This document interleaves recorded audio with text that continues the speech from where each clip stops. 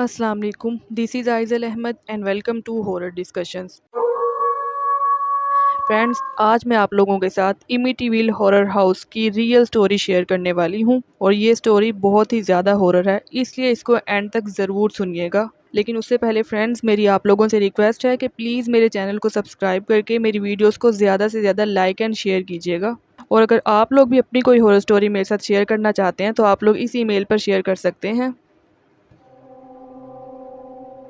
इमिटीविल horror house New York में वाक़या है। 3 मंजिला ये घर 1920 में तामीर करवाया गया था।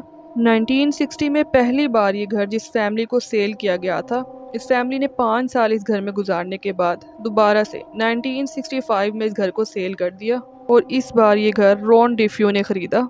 और यहीं से शुरू होती है इस घर की खौफनाक कहानी। रॉन और उसकी वाइफ लुइस ने जब ये घर ख़रीदा था तो इनके 4 बच्चे थे, रोनाल्ड, डॉन, एलिसन और मार्क। और इनका 5वां बच्चा इसी घर में आने के बाद पैदा हुआ था। डिफ्यू फैमिली इस घर में आने से पहले एक छोटे से अपार्टमेंट में रहते थे और इतने बड़े घर में आने के बाद इन्हें ये सब कुछ एक ख्वाब के जैसा लग रहा था। ये सब बहुत खुश थे, लेकिन रॉन का बिहेवियर अपने बीवी बच्चों के साथ बिल्कुल भी अच्छा नहीं था और शायद इनके साथ पेश आने वाले हादसे की एक बड़ी वजह रॉन का रवैया था।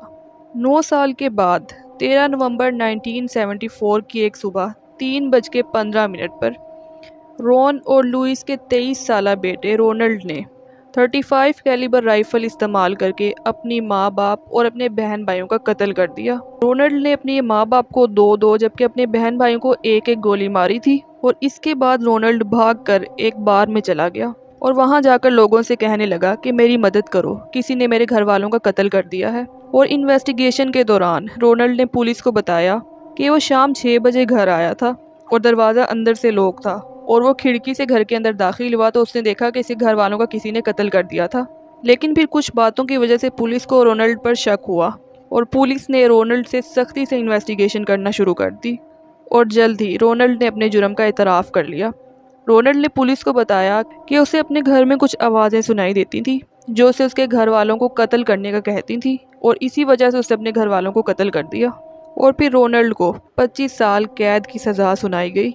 इसके बाद 18 दिसंबर 1975 में ये घर जॉर्ज और उसकी वाइफ कैथी को बेच दिया गया। जॉर्ज और कैथी अपने 3 बच्चों के साथ इस घर में शिफ्ट हुए, लेकिन इस घर में आते ही उन लोगों के साथ कुछ पैरानॉर्मल एक्टिविटीज़ शुरू हो गई। जैसा कि हर रोज़ जॉर्ज की आंख 3:15 पर खुल जाती थी और ये वो टाइम था जब रोनाल्ड ने अपनी फैमिली को कत्ल किया था। इसके अलावा इन सभी घर वालों को इस घर की दीवारों पे अजीबोगरीब शक्लें दिखाई देती थी जो बहुत ही खौफनाक होती थी और इस घर के टॉयलेट यूज़ करने के बाद बहुत ही ज़्यादा ब्लैक हो जाते थे। और इस घर में जॉर्ज, उसकी वाइफ और उसके बच्चों को पिग्स के कटे हुए सर दिखाई देते थे जिनकी आंखें बहुत ही ज़्यादा रेड होती थी और उसके अलावा इन्हें पूरे घर में बहुत सारे हेडलेस फिगर दिखाई देते थे। इस घर की दीवारों और की होल्स में से ग्रीन कलर का बहुत अजीब सा पानी निकलता था और कभी कभी पूरे घर में से बहुत ज़्यादा स्मेल आती थी। इसके अलावा इनके किचन में पड़ी हुई छुरियां, चाकू खुद ब खुद नीचे गिरना शुरू हो जाते थे और दरवाज़ों पर बहुत ज़ोर ज़ोर से नोक की आवाज़ सुनाई देती थी। इस घर में जो गैराज था उसका दरवाज़ा खुद ब खुद खुल जाता था और खुद ही बंद हो जाता था। जॉर्ज और उसके बेटे डैनियल को खिड़की से पिग जैसी क्रिएचर्स नज़र आती थी।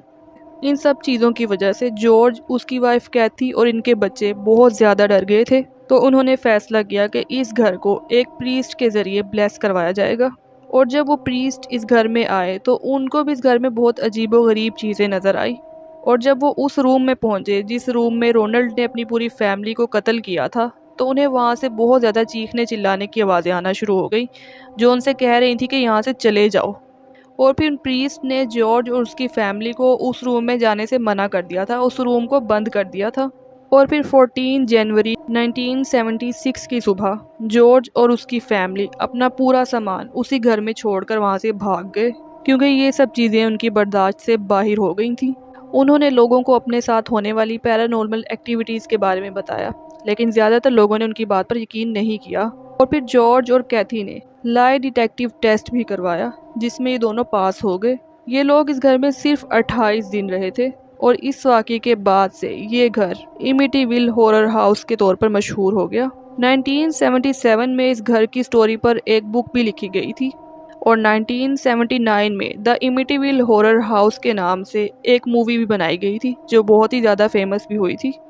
इमिटिविल हाउस को 2017 में ऑफिशियली सेल कर दिया गया था। इससे पहले भी 4 और फैमिलीज ने इस घर को खरीदा था, जिनमें से एक फैमिली ने इस घर का एड्रेस चेंज कर दिया था। इस घर का पुराना एड्रेस 112 ओशन एवेन्यू था, जबकि इस घर का नया एड्रेस 108 ओशन एवेन्यू रखा गया था और आज भी इसका एड्रेस यही है। जॉर्ज और कैथी के बाद जो फैमिलीज इस घर में रही थी, उन्होंने इस घर के बारे में किसी भी पैरानॉर्मल एक्टिविटी का जिक्र नहीं किया था। और रही बात रोनाल्ड की, तो 12 मार्च 2021 में जेल में ही रोनाल्ड की डेथ हो गई थी। तो फ्रेंड्स, ये थी इमिटिविल हॉरर हाउस की रियल स्टोरी। आप लोगों को कैसी लगी मुझे कमेंट में ज़रूर बताइएगा। और अगर आप लोग भी अपने साथ होने वाली कोई हॉरर स्टोरी मेरे साथ शेयर करना चाहते हैं तो आप लोग इस ईमेल पर शेयर कर सकते हैं। और फ्रेंड्स, मेरे चैनल को सब्सक्राइब करना, वीडियोस को लाइक शेयर कमेंट करना बिल्कुल भी मत भूलिएगा। अब हम मिलेंगे कल किसी नई हॉरर स्टोरी के साथ। तब तक के लिए अल्लाह हाफिज़।